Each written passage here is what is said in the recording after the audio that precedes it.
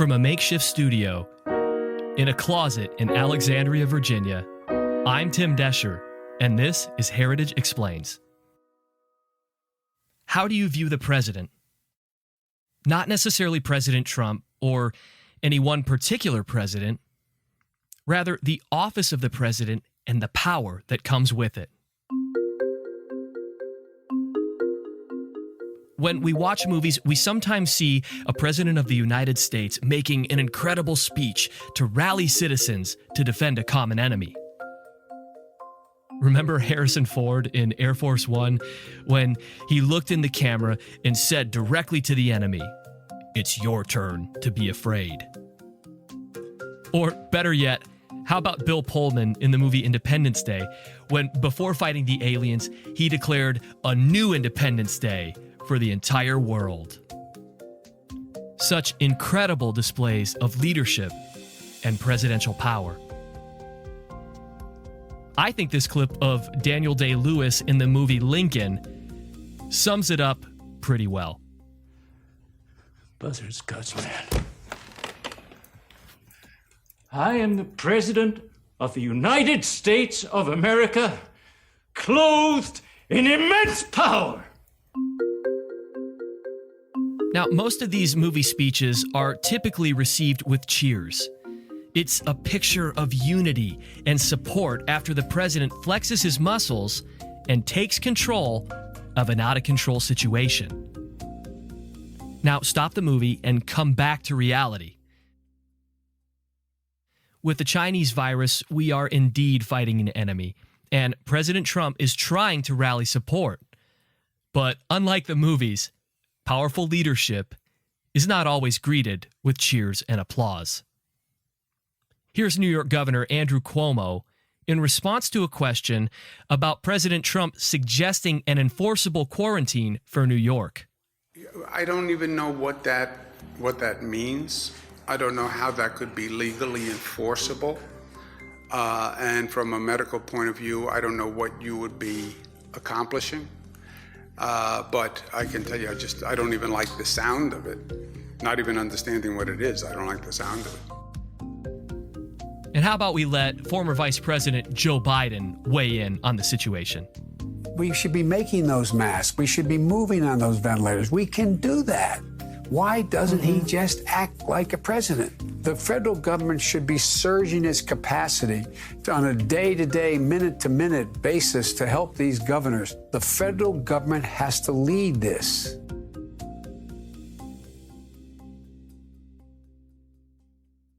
With all that's going on with the Chinese virus and the constantly changing information each day, and don't forget the politics of it all, it's hard to understand what power the president actually has under the Constitution.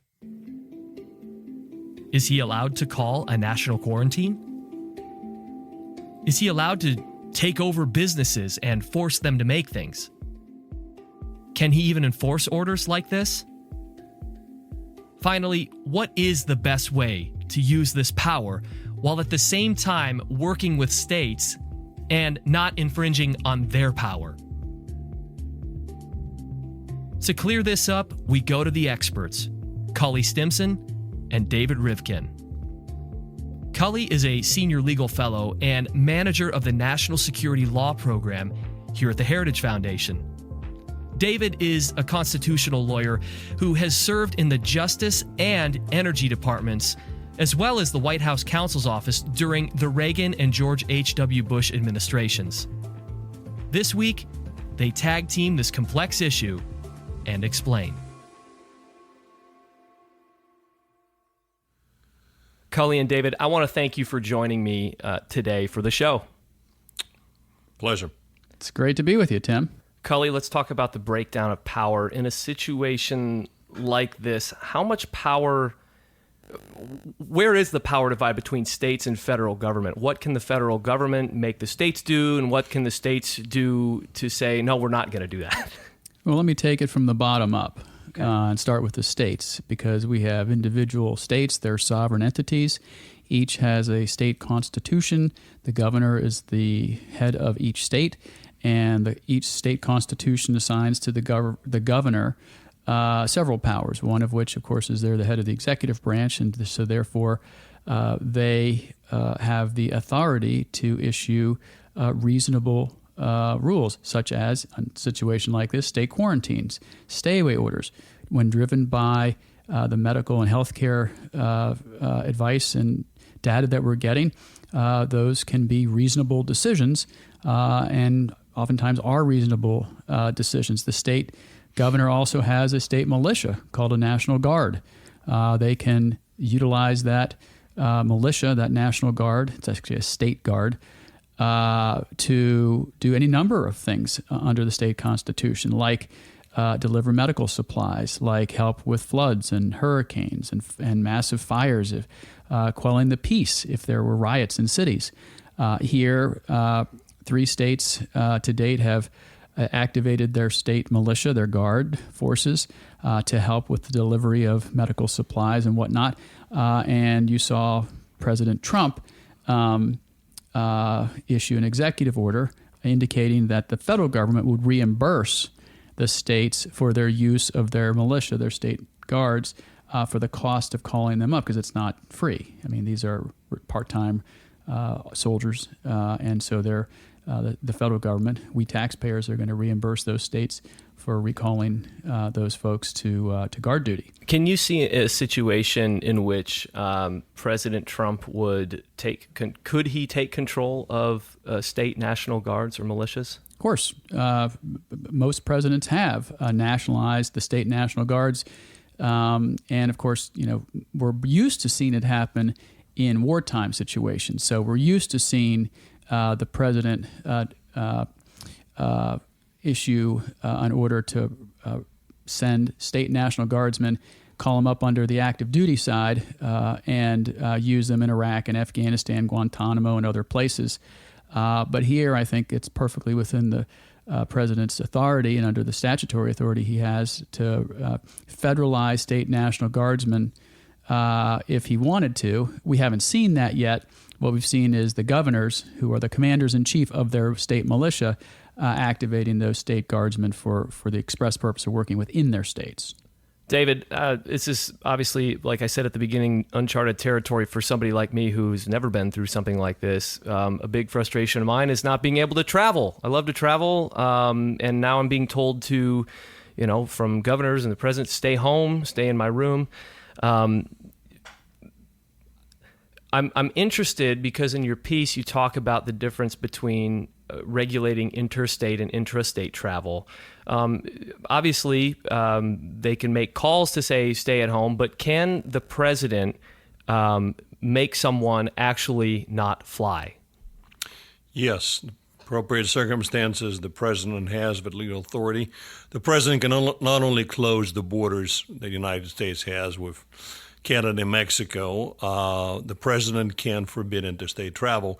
To emphasize, only the president can forbid interstate travel. States can forbid intrastate travel. Can the president forbid intrastate travel as well? Yes, or is that yes, okay? He can. Okay.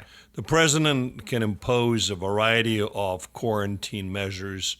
They do not have to be uniform, unlike many Democrats and the media are calling these days, which I think, frankly, is more political, because you do not want to have a situation that some states have done better in terms of balancing public safety and economic considerations than others. So they kind of want to have one common denominator. So yes, the president can impose and what makes sense to impose one set of restrictions in the hot zones, a different set of restrictions in zones that are still have widespread incidence of coronavirus, but not that bad, and probably very little in most places that do not have that. And just for more context for me, intrastate means travel within a state, not past state boundaries, but within a state. So can a governor push back against presidents? No. Okay. No. Well, let me say this. You can, and this is an important, albeit somewhat pedantic consideration. So if you're the governor of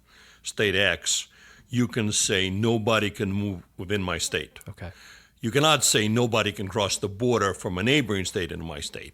But if a person moves his foot across the border, he'll be subject to stay in place. So as a pragmatic matter, you can ensure that you do not have people coming from other states, but technically you're not forbid interstate travel. The president can do that. But let me also say this, the president can go up or down. A lot of people in the media, for some reason, don't understand this point. They're saying, well, even if President Trump comes up with a more relaxed guidelines, it's still up to the governors. If a president decides, but from a perspective of interstate commerce, for purposes of things like Defense Production Act and other federal statutes, a governor who decides to overreact and shut everything down is causing harm. The president can come up with a different, not just guidelines. The president could come, politically would be quite aggressive because then he would have full responsibility of what's happening in that state. He can say, no, we're not going to let you shut down in the entire Pennsylvania. We're going to tell you to do this. Very importantly, because of federalism-related doctrines, again, we have a federal republic, a federal government, we have states. Federal government cannot tell states what to do as a matter of state law or state programs, but they can override what the state is doing. It is of the utmost importance to all of us here at the Daily Signal to ensure you are receiving the best information about how you and your loved ones can stay healthy during the coronavirus pandemic. Here is an important message from Dr. Anthony Fauci, the director of the National Institute of Allergy and Infectious Diseases, on what to do if you think you might have COVID-19. People who are sick should stay home. You don't go to an emergency room, you don't go to a clinic, you get on the phone and you ask for advice and instructions from your physician. Then you use those instructions to determine what you're going to do. But the first reflex should not be, I feel sick, I'm going to go to an emergency room. I feel sick, I'm going to just go to a doctor's office. We need to physically separate. Ultimately, you may need, obviously, to see a physician or to go to a hospital. The first reflex should be to make a call to your physician. Tell me about stay-at-home orders. Now, we hear this all the time. Stay at home, wash your hands, don't be within 6 feet of people, all this stuff. Stay at home, stay at home, stay at home. What is the enforcement behind that? I was in line at a grocery store literally the other night, and someone said, I don't know if I should be out or not because I might be arrested. Now, obviously that's probably an overreaction, but either of you can take this one, but I'm just curious what a stay-at-home order means. Well, there are varying degrees of a stay-at-home order. There's the suggestion to stay at home, which is at one end of the spectrum, which people should heed, and many people will. Yeah. There is a state order from a governor saying stay at home, which is a state rule which can be enforced by the governor either by having local police stand on the streets, stand at the entrances to the beach, which is happening in California right now. I just talked to a lawyer in California, about what's happening in San Diego, and he said, we've been told to stay at home, and you're allowed to go out and exercise, but you can't congregate. And so the police are guarding the entrances and parking lots to the beach, and when people go out on the beach, if they start congregating, the police say, please don't congregate, and people understand that socially that's unacceptable, and they just do it voluntarily. And right? that policing power is a state power, correct? That's not something the federal government Federal government could do. Federal government could do. The federal government has put out federal guidelines, an order to follow a certain quarantine regime. If it's necessary, you can either federalize, as Cully said, the National Guard, or frankly, which is another thing we can discuss, use armed forces. Because while armed forces are generally not used for law enforcement purposes under something called posse comitatus, which dates back to post-Civil War years, there are exceptions. In a situation there's a widespread breakdown of law and order, something approaching a state of insurrection. So the federal government can use, the state government can use state militia, as Cully said, plus state police department and local municipal police departments. The federal government can use armed forces and federalize militia. We don't see it happening, but yes, those powers are there. And the most extreme version of quarantines right now, stay-at-home orders, is you can only go to buy food. Correct me if I'm wrong. I don't think there's any state or locality that said, cannot go for any purpose because then people will starve. Right, yeah. And it would not work. But yes, you can tell people to stay at home, and I think there are some discussions in New York City, that if you go out for any other purpose, you can be fined or arrested. Not sure how you check that. Right. Well, let me give you one example. Apparently, Mayor de Blasio was not happy about people jogging, which is kind of surprising. So if you are out in the jogger's clothes... Yeah, I don't like that. Yeah, it's hard to argue that you're really planning to go to a food store. But Right. I don't know how that would be proven. You can say, I'm just jogging to a food store, and I decided to wear a jogging outfit. And carry the bags home. Yeah, carry the Right, bags and so home. we of course, like with every op-ed, you're limited by the number of words you can put on a page, but and we didn't want to paint every black swan scenario. But to answer your question, Tim, you could see in a situation where there's a stay-at-home order by a governor, and you have a whole bunch of people from a community ignoring that and having a COVID-19 celebration in a park, or a massive dog walk, or a walk for solidarity, and the governor and the mayor of that town saying, please don't do that, please go home, and they don't do it, and they still get out there and do it. You could see the police getting out there and arresting some of the people for violating the state governor's order. Yeah, let me just add one thing. Look, we do have a rule of law. Anything and everything that's done by federal government and state governors or mayors is subject to judicial challenge. Now, I would submit to you that it's highly unlikely that even excessive quarantine measures in the current time would be successfully challenged. But if some mayor decides to continue for several months, it would be subject to a rational basis review. You can challenge it and have appropriate recourse. So these things are not beyond the reach of a legal process. David, is there a certain, we hear everybody say, we got to work together, put politics aside, great, that's awesome.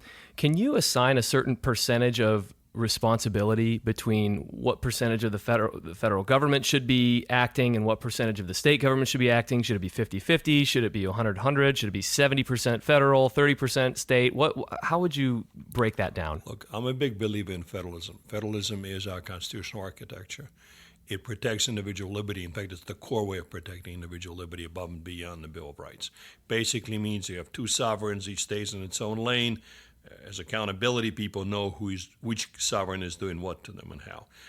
Bottom line is there's absolutely no reason to breach this framework.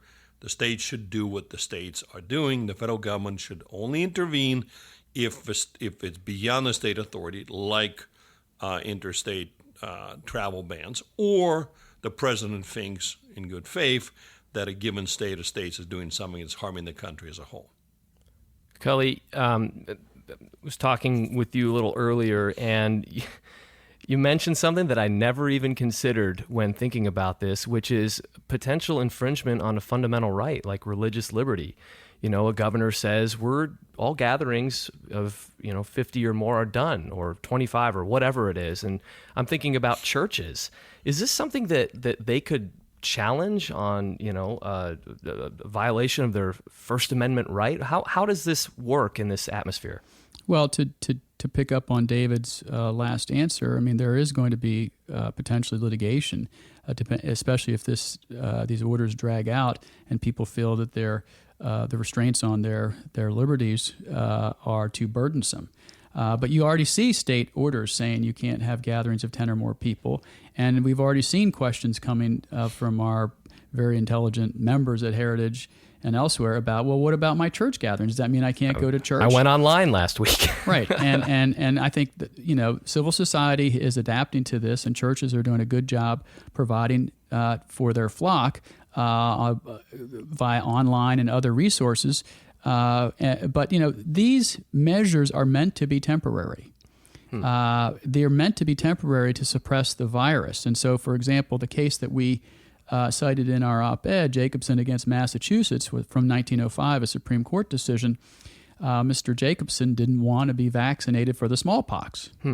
And, of course, we had a smallpox vaccine at the time, and he refused to do it, and he violated state law in Massachusetts, so he was prosecuted, and he was convicted, and he appealed his case all the way to the Supreme Court. And Justice John Marshall Harlan wrote the 7-2 majority decision, and he basically said, and you can read the language in our op-ed itself, or read the decision itself online, that these restraints on liberty are reasonable under the circumstances, and no one's allowed to do anything they want when the public health is at jeopardy. And so, now, if this virus isn't suppressed for, God forbid, 6 months, a year, 2 years from now, and these restraints on liberty persist, people may be challenging or challenging these restraints or acting out in other ways. But I agree with David 100% that the Constitution is exquisitely designed to handle things like this. The state constitutions are in place and give the governors the appropriate amount of authority to deal with this at the state level. Let me just cut in, agree with Cully, but even now, what the government is doing has to be rational. So, for example, nobody has done it, but if you had a version of a quarantine which said, for example, that a particular type of religion is exempt from a general ban, it would go down immediately. Cannot do that. The other thing, which is a big bugaboo for me, you have a bunch of what I consider to be insane hostility to the Second Amendment. You have some places that have banned effectively gun stores from functioning of not including them in essential services. I'm sure it's being challenged, and I would have high degree of confidence that it will go down because there's absolutely no rational basis to suggest that you cannot go and exercise your Second Amendment rights, especially at a time where, because of the emergency, a lot of police services are curtailed. So think about how absurd it is. So the police is less able to defend you than on a regular day, and even then it's not perfect. But you cannot go exercise your Second Amendment right to protect yourself. So as always, unfortunately, you got various people and political groups that are using this crisis and an immortal expression, they want it to go to waste. Not my expression. A certain individual from Chicago remember that. coined it, yes. Yeah, Cully. So let's tie these two answers together quickly. The religion question and the Second Amendment question. The stay-at-home orders or the no gatherings more than 10 people order is a generic order. It applies to everybody. It applies to people who want to go to school, who want to go to their choir practice, who want to go to their dance recital, who want to go to their dog show, who want to do anything, and people who want to assemble for church. The Second Amendment issue, it's an individual right. And we know from the recent Supreme Court decisions that the people have the right to keep and bear arms themselves. And so any infringement, as David said, would be an infringement on their personal liberty. And this is an infringement, by the way, without getting the details of McDonald case and Hiller case, this is not a restriction on bearing arms in public. This is a restriction on not being able to get arms, period, but you may want to use at home. So completely unconstitutional and regrettable. Makes no sense. Cully, can you walk me through this? Because I've seen, you mentioned it in the piece, and I've seen it around as well, the Public Health Service Act. Can you explain that for me a little bit? Sure. It's a federal act that we referenced in our op-ed. And we argue that although we think that the act doesn't specifically delineate this authority, we think that the president could arguably use that act to issue a national quarantine order. We do think under Supreme Court precedent and under just common best practices that it might be better for the president to go to Congress to specifically get a statute specifically authorizing that if they even wanted to go that way. But, remember that the Articles of Confederation failed in part because we did not have a commander-in-chief and a single person in charge of the executive branch that had all the authority that one needed for a person to act with dispatch. And I could envision, as I'm sure David and others could envision, a scenario where the president has to act very quickly. And you see the Congress right now, they can't even pass a $2 trillion emergency spending package with dispatch. They're arguing over procedural matters. They're caterwauling about this, that, and the other. They're stuffing with this, that, and the other thing. That was my next question. Yeah. Are we close to this? I mean, David, can you see this being enacted, a national quarantine? I mean, are we on the path to that, or are we doing a good enough job right now to avoid this? I'm not a doctor, but I do not see that. But the important thing is, look, I frankly think it would be useful if you get beyond the Trump derangement syndrome to give the president explicit authority to do that. We don't need it now, but God forbid there would be something in the future, a deadly pandemic, a more serious problem, it would be useful to have, to give the president the tools. Now, of course, Trump haters would say we don't want to give any tools to Trump because he can abuse them, but that's a wrong answer. Yeah, and we've seen his response with the Defense Production Act, and not using that willy-nilly, like he's being called on by certain Democrat governors and members of the media. So I think we might be in good footing there. But Cully, tell me just from your perspective, what point do we need to reach before we really start to see the federal government taking over within the states? Well, I don't know what point that would be, frankly, Tim. David may have other thoughts about it. I think right now that there's a delicate balance, equipoise between the governors getting the data from the Centers for Disease Control and listening to the top public health officials, including the estimable Dr. Fauci, and then looking at what's happening on the ground and trying to apply, match one to the other and taking the measures, hopefully, that they think are reasonable and that are indeed reasonable to suppress the virus in their particular jurisdiction. And I think the federal government is to be commended. It's not perfect, but to be commended for pushing out as much information as possible, updating websites, judiciously using the Defense Production Act, which is an act that was passed in 1950. I wrote about it on the Daily Signal.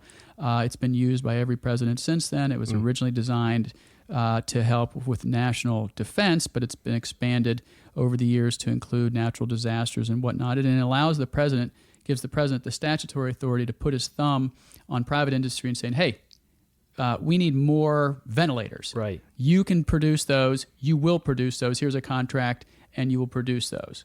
So I don't know. It's a scary concept.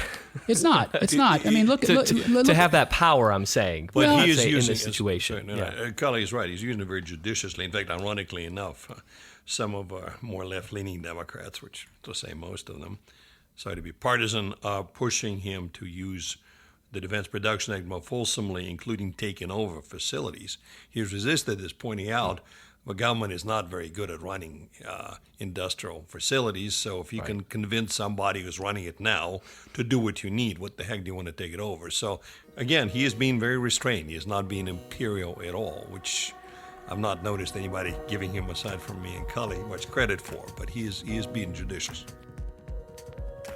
And that's it for another episode of Heritage Explains.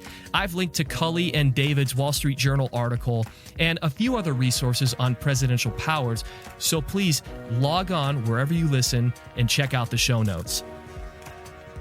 And how are you doing? We'd love to hear from you. We'd love for you to share with us your experience so far during the Chinese virus. We want to hear it all, good times and bad. And just remember, whatever it is, we're here with you, and we're in this together. Go ahead and leave us a comment wherever you listen, or you can send us an email at managingeditor@heritage.org. Now, next week we have a special episode as the great Michelle Cordero and I will actually be co-hosting an episode together. I know it's crazy, but next week it's on, so we'll see you then. Heritage Explains is produced by Michelle Cordero and Tim Desher, with editing by Thalia Rampersad.